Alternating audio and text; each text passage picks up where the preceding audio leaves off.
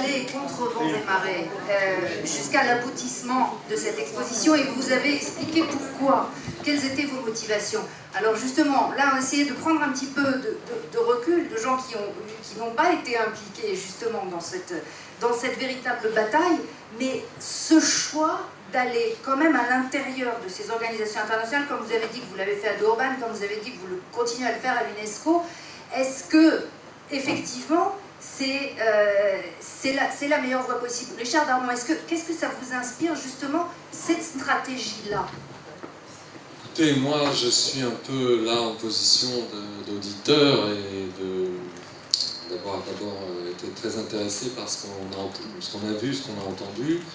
Et à un second degré, j'avoue que je suis un peu stupéfait en vous entendant, à la fois des efforts et du combat d'avant-garde que vous avez mené chacun, là vous l'avez mené. Un combat c'est Wimbledon, c'est un euphémisme parce que c'est beaucoup plus dur que je crois que Wimbledon, parce que c'est un combat qui s'inscrit dans la durée, qui s'inscrit dans les nuances, qui s'inscrit dans la patience et qui est sûrement épuisant, puisque vous disiez que vous avez même été exclusé physiquement du comité de préparation à Durban. Et c'est donc, j'avoue que en vous écoutant, ça renforce, si vous voulez, le paradoxe dans lequel j'étais. Bon, étant donné que j'étais pas impliqué, que j'étais plutôt un observateur, moi je joue le rôle ici un peu de joker, je ne suis pas aux affaires de ces deux affaires, mais ça m'a renforcé dans la réflexion suivante. C'est justement comme l'introduisait Pascal, est-ce que, c'est une forme de question peut-être, est-ce que dans le contexte dans lequel nous sommes, vous reconnaissez, vous êtes aux premières loges pour savoir qu'aujourd'hui, ce qu'on appelle le Israel bashing, ou la délégitimation d'Israël, aussi bien dans les médias que dans les élites politiques et les cénacles diplomatiques, dans les chancelleries, les médias n'en parlons pas, que ce Israel bashing, cette délégitimation du droit d'Israël à exister, dans un contexte aussi chargé et qui s'affirme de plus en plus, ce qui me paraît stupéfiant, justement en vous entendant, c'est de voir que malgré l'annulation, enfin plutôt le report s'inédié de l'exposition, finalement elle a pu se tenir et que vous avez pu le faire. Alors avec évidemment des coups portés, je crois que vous en êtes conscient à propos de l'histoire des Juifs orientaux, on ne va pas rentrer dans une polémique, ça n'a aucun intérêt, on est tous dans la même vision des choses. Mais évidemment que, comme vous le savez, le fait que ce panneau ait été retiré, ce n'est pas simplement un panneau, il y a finalement trois arguments centraux que cette partie-là de l'histoire juive et sioniste permettait d'anéantir, et malheureusement, bon, on pourra en reparler tout à l'heure, c'est pas tellement le temps de faire un exposé là-dessus, mais ce que je voulais vous demander, ce que je voulais peut-être questionner sur le fond, et que vous me répondiez au niveau de l'expérience que vous avez chacun, personnelle, dans tout ce travail, c'est comment vous expliquez, en ces temps très noirs, très chargés de l'Israël bashing, de la délégitimation d'Israël, que cette exposition ait pu être maintenue. Est-ce que c'est dû à la bonne volonté de la présidente? Ça paraît étonnant, parce qu'elle-même, prise dans les tempêtes de l'UNESCO, elle a son propre discours, j'ai lu en détail son allocution, où le leitmotiv, c'est de présenter justement la Terre Sainte, la Terre des trois monothéismes, etc., ce qui est un discours admis à l'UNESCO. Mais au-delà des questions de personnes, comment vous expliquez cette semi-victoire, cette victoire qui est en fait une grande victoire ou une semi-victoire, peu importe, mais en tout cas c'est un point positif. Comment vous pouvez expliquer, est-ce qu'il suffit de dire toute ou partie de la vérité pour être entendu? Qu'est-ce qui s'est passé finalement? Parce que je voudrais aussi dire une chose. Là c'est une question de méthodologie, on n'a peut-être pas le temps de tout parler, de tout aborder, mais je ne pense pas, aujourd'hui, l'utilisation du terme narratif qui a été imposé, donc elle est en plus sortie du concept et des concepts anglo-saxons, fait partie de la pensée postmoderniste, c'est-à-dire qu'aujourd'hui, il n'y a pas de fait objectif réel, il y a des subjectivités qui s'entrechoquent. C'est ce que d'ailleurs les Palestiniens et les membres de la Ligue arabe ont initié comme nouveau discours. Il n'y a pas de vérité absolue, il y a des narratifs subjectifs qui sont plus ou moins forts, plus ou moins appuyés. Alors je dis ça parce que quand je vois les organisations juives, et dans la presse, n'en parlons pas, parler de narratif israélien, moi ça me hérisse vraiment les cheveux, parce que dès qu'on utilise, on rentre dans ce vocabulaire, ça c'est une question de méthodologie, on rentre dans le vocabulaire de la subjectivité et on met de côté l'histoire réelle.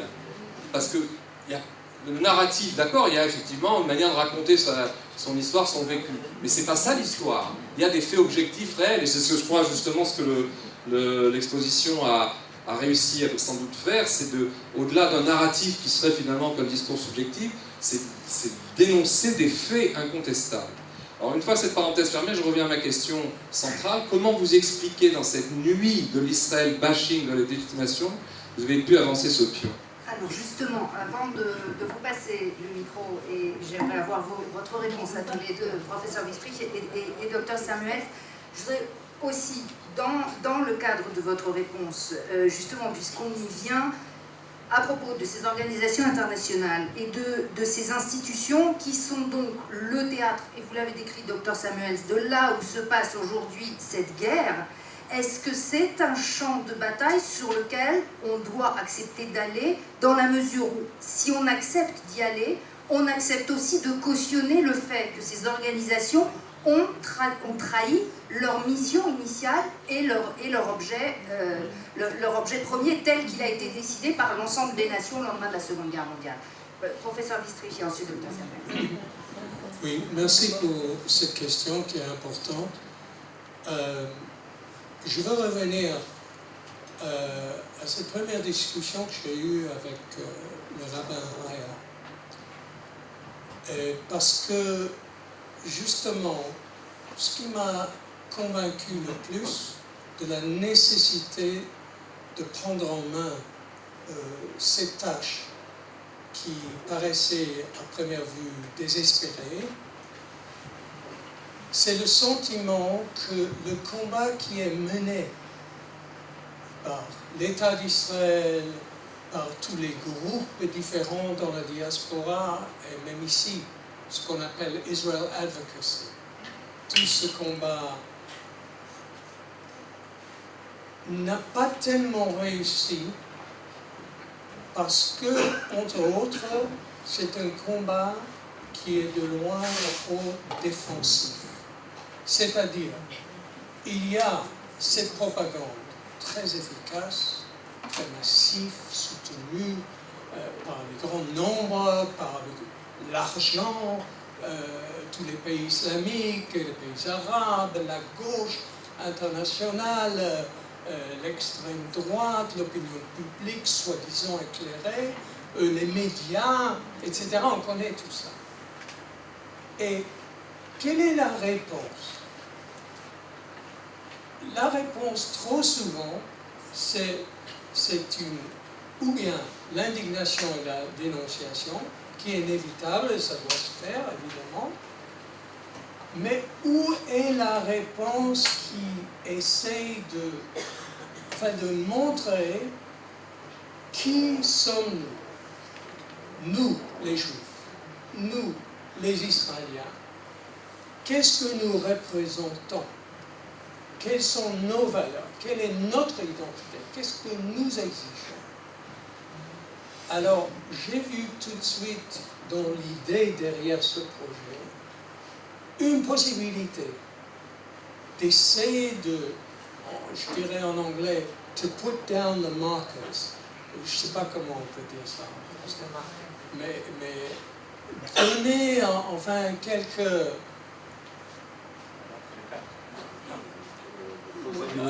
Poser les cartes, oui, ça peut marcher. Alors, voici ce que nous déclarons sur notre histoire. Pas un narratif, vous avez raison, ça c'est un discours très à la mode, mais quand même, il ne s'agissait pas simplement de dire voici notre version. Il y a d'autres. D'ailleurs, à l'ouverture de l'exposition à Paris, Madame Bokova avait dit, en passant comme ça m'a fort gêné d'ailleurs, et elle a dit, voilà, ici on a eu une représentation, c'est une des manières de voir les choses, et de vite passer à autre chose. Toutes les bonnes choses qu'elle fait pour le peuple juif, pour les organisations juives.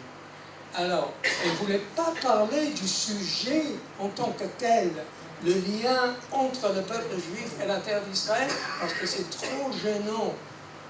Alors, on n'a pas insisté, parce que tout était clair. Il suffit de voir ce qui est là, puis on va faire un catalogue, j'espère, et puis on fera un livre, on va essayer d'ancrer les choses, beaucoup plus.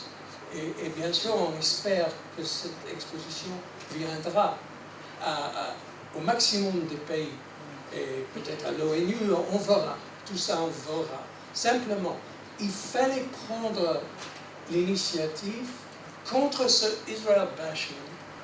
Il faut être beaucoup plus activiste, je pense, sur notre propre compte. Il faut bien sûr répondre à tous ces libelles antisémites. C'est ce que je fais au centre Sassoon et dans tout ce que j'écris. Et c'est indispensable, mais ce n'est pas suffisant. Alors, Dr Samuels, vous croyez effectivement qu'on peut reprendre l'initiative, qu'on peut reprendre la main dans ce jeu? Je crois que cette guerre est une série de batailles. Ce que nous avons fait à l'UNESCO, c'est qu'une bataille.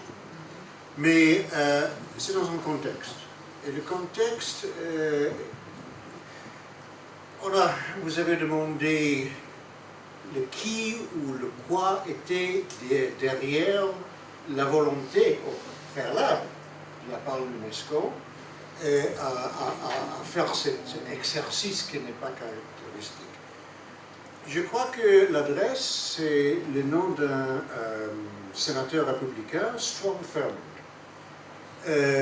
Lui, il y a beaucoup d'années, a passé législation dans le Congrès américain que lorsque une agence des Nations Unies accepte l'entrée de la Palestine sans avoir un accord d'Israël, les États-Unis doivent tout de suite retirer son financement de cette agence. C'est-à-dire pour l'UNESCO, c'est presque la faillite. C'est 22%, c'est-à-dire 82 millions de dollars par an. Il y a déjà 3 ans, c'est-à-dire 246 millions de dollars. Il y a ceux dans le Congrès américain qui disent qu'il faut sortir, ne pas donner cette somme à augmenter en plus. Et rentrer lorsque le moment est approprié. Et je crois aussi que, à cause de cette perte d'argent, la perception, c'est la puissance. Qu'est-ce que c'est la perception? Ce sont les protocoles des sages de Sion. Moi, je n'ai jamais attaqué les protocoles des sages de Sion. Je crois que c'est dans notre arsenal, c'est une arme très importante. Et maintenant, c'est sûr que c'est fort, etc. Mais si le Japon admire, et il y a beaucoup d'historiens japonais qui ont écrit qu'ils admirent les protocoles. Si ça nous a ramené le renouvellement des relations diplomatiques avec l'Inde ou avec certains pays en Afrique, cette croyance, je dirais pas ça au public, et c'est qu'il y a des journalistes ne pas cités parce qu'ils vont toller, mais je crois que cette perception que les Juifs pourraient peut-être ramener un waiver, en anglais c'est un waiver dans le Congrès, et ramener les 82 millions de dollars. Au contraire, la Palestine est entrée à l'UNESCO dans une réunion de UNISPAL. UNISPAL, c'est une longue titre en anglais, c'est le Comité pour l'exercice des droits inaliénables du peuple palestinien. Et après cette réunion, ils sont à Paris, à l'UNESCO, ils sont entrés à l'UNESCO. Un an après... C'est le ça?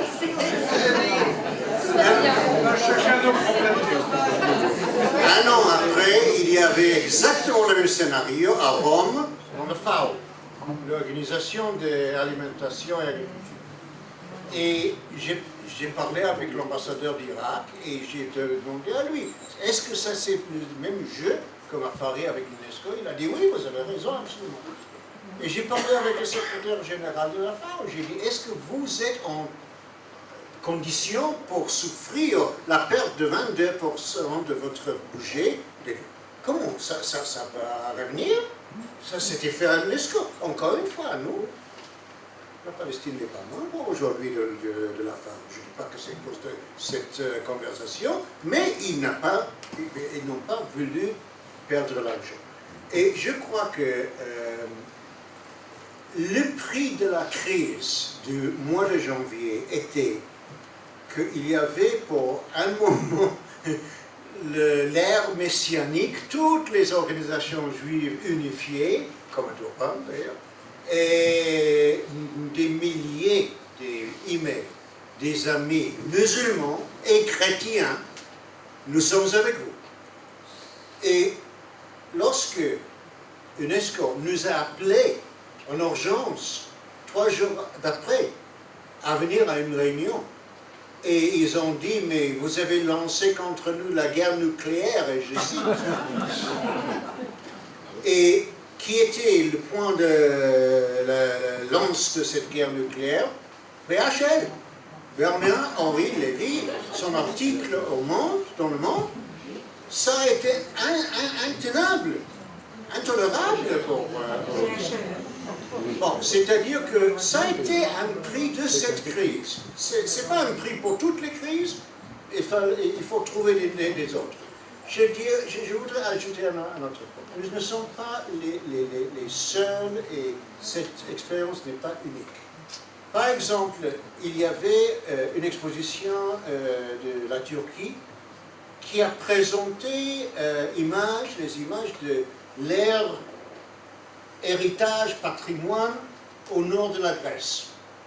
La Grèce a tout de suite demandé l'intervention du comité de headquarters de New York pour arrêter l'exposition. La même chose entre la Serbie et le Kosovo, et entre la Grèce et la Macédoine. C'est-à-dire que il y a plusieurs conflits dans ce monde des organisations internationales. Peut-être le nôtre est le plus pénible à cause d'une guerre, à cause d'une réalité. Mais c'est un jeu, et le jeu c'est diplomatique, et le jeu est là pour jouer. Et je crois que dans cette constellation actuelle, par exemple, entre ce que nous appelons le sushi, le sunna et le shia, et il y a une situation très intéressante, le Kurdistan.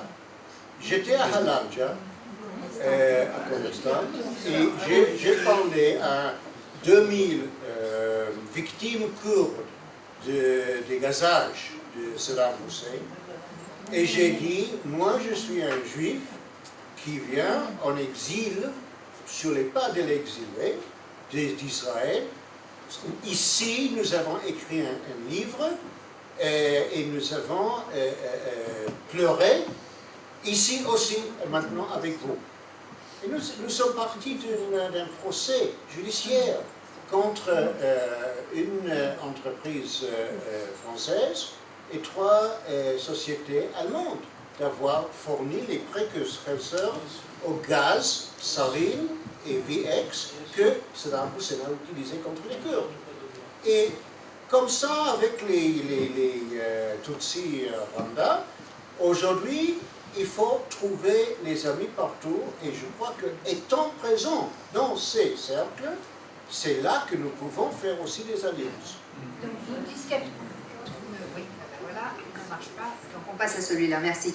Oui, donc Dr Samuels, vous ne disqualifiez pas, a priori, le fait d'être sur tous les champs de bataille possibles, même si ces champs de bataille, a priori, peuvent être suspects, sinon de subjectivité, au moins de, disons, d'impartialité à l'égard d'Israël, et qu'eux-mêmes ne servent plus réellement les valeurs qu'ils sont censés servir dans leur propre charte. Alors, d'accord. Je n'ai pas dit toutes les organisations. Il faut choisir parce que nous avons des ressources limitées. Nous avons peu des organisations qui sont vraiment dans ce travail. Mais je crois qu'il faut choisir les organisations qui ont un impact.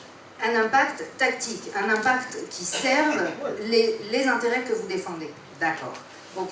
Maintenant, alors, sur les lieux, on a compris, donc, je pense, votre motivation à aller jusqu'au bout de cette exposition avec l'UNESCO. Maintenant, il y a l'aspect du contenu que nous a présenté le professeur Wistrich et les problématiques qui sont liées au contenu. On est aujourd'hui, et vous l'avez décrit aussi, confronté à un antisémitisme qui a pris une nouvelle forme. On sait que l'antisémitisme, bon, c'est un virus mutant depuis l'origine. Il est aujourd'hui à sa énième mutation.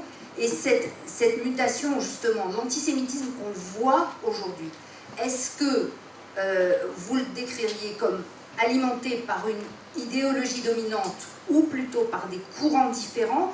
Et ma question, c'est face à cet antisémitisme et la forme qu'il a prise, est-ce qu'on doit donner une réponse universelle, par exemple ce que vous avez fait avec l'exposition de l'UNESCO, ou est-ce qu'à chaque fois, on doit adapter une réponse relative à la forme d'antisémitisme à laquelle on est confronté? Oui, alors, je vais commencer ma réponse en remarquant que pendant l'ouverture de notre exposition à Paris, et dans le discours de la directrice générale, et aussi dans le discours de M. Zuckerman qui était présent, qui est à la tête du CRIF, comme vous le savez, bien sûr on a évoqué d'abord l'horrible assassinat à Bruxelles. Tout le monde sait qu'en ce moment, il y a une renaissance de l'antisémitisme en Europe. Il y a une peur grandissante chez les Européens aussi du djihadisme, des conséquences, des retombées du conflit en Syrie et en Irak maintenant. Ceux qui vont revenir, ça a créé une peur dont je ne me souviens pas pendant longtemps.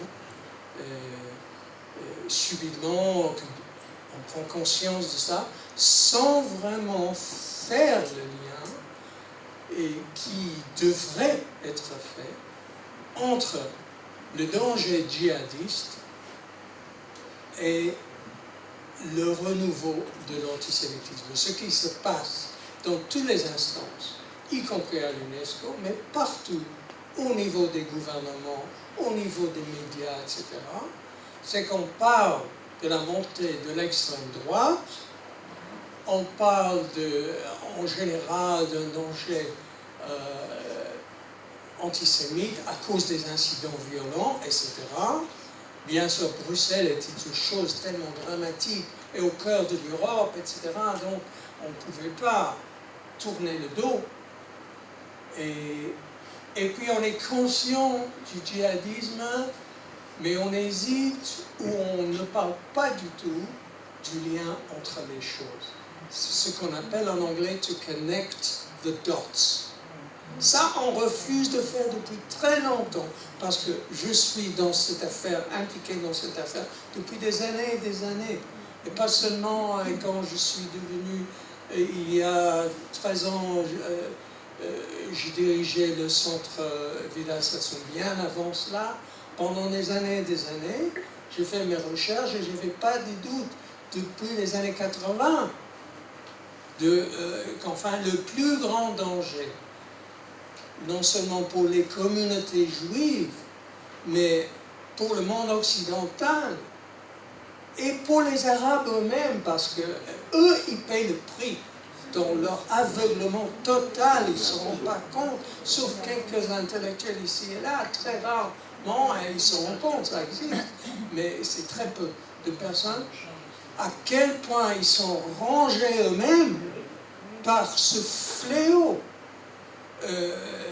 antisémite, qui les détruisent d'ailleurs de l'intérieur.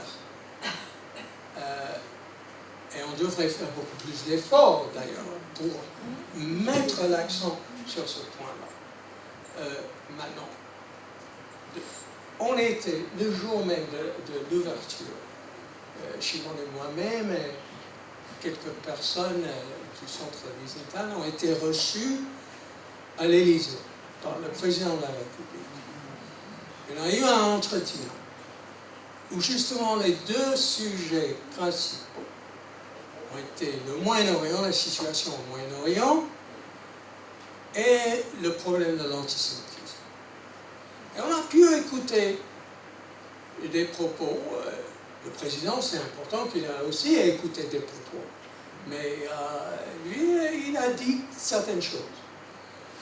Bien sûr, c'était bref, c'était pas approfondi. Il ne fallait pas attendre vraiment des révélations. Mais ce qui était intéressant, c'est que quand même on voyait, même chez un personnage aussi, je dirais, introverti à sa façon, retenu, voilà, retenu. Alors, il était très préoccupé par l'Irak, sans dire trop, c'était clair, bien avant la Palestine d'ailleurs. Il n'a pas parlé de la colonisation, peut-être une demi-phrase.